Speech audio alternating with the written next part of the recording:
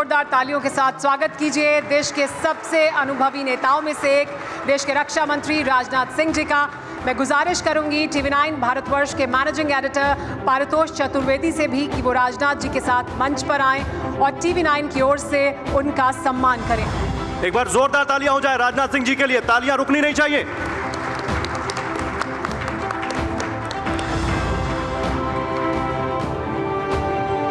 Sir, बहुत बहुत स्वागत है आपका। शुक्रिया पारितोष जी। तो राजनाथ सिंह जी के साथ सवाल जवाब के लिए मैं मंच पर अब आमंत्रित करना चाहूंगा मेरे सहयोगी निशांत चतुर्वेदी को। निशांत,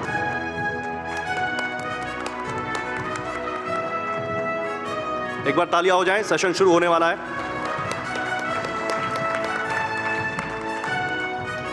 मैं चाहूंगा एक बार हमारे सेशन की शुरुआत है, बहुत जोरदार तालियों से राजनाथ जी का स्वागत करते हैं, क्योंकि अभी देश वाकई में बड़े मजबूत हौसलों के साथ आगे बढ़ रहा है और उसमें रक्षा की अगर बात की जाए तो सबसे महत्वपूर्ण है।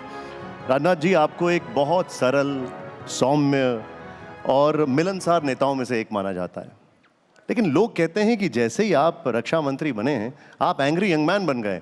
चीन और पाकिस्तान पर जमकर धारते हैं और उनके पसीने छूट जाते हैं। मुझे इस बात की जानकारी नहीं थी कि मैं बहुत सरल, सहज और मैं सौम्य हूं। वैसे जितना आप मुझे सरल, सहज और सौम्य मानते हैं, मैं समझता हूं कि मुझसे कहीं अधिक हमारे प्रधानमंत्री मोदी जी सरल, सहज और सौम्य हैं।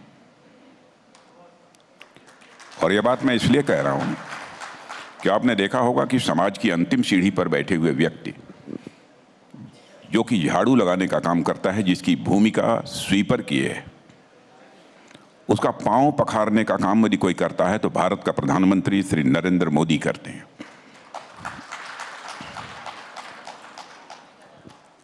गरीब परिवारों के साथ बातचीत करते समय उनका कैसा सहज, सौम्य और सरल व्यवहार रहता है, उसे भी आपने देखा होगा। तो मैं कह सकता हूं कि एक अहंकार मुक्त मुख्य प्रधानमंत्री,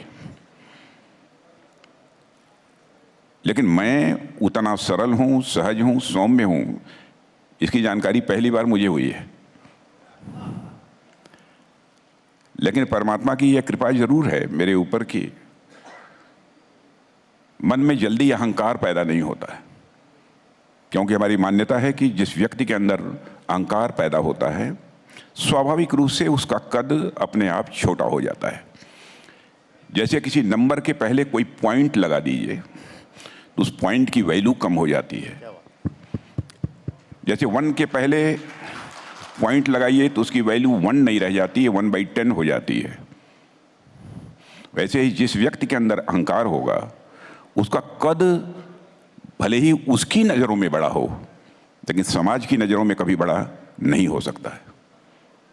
इसलिए यदि आपने कहा कि मैं सरल, सहज, सौम्य हूँ, तो इसका मतलब कि ईश्वर की मेरे ऊपर भी कृपा है। यदि हूँ तो मैं इसकी गारंटी नहीं देता कि मैं हूँ,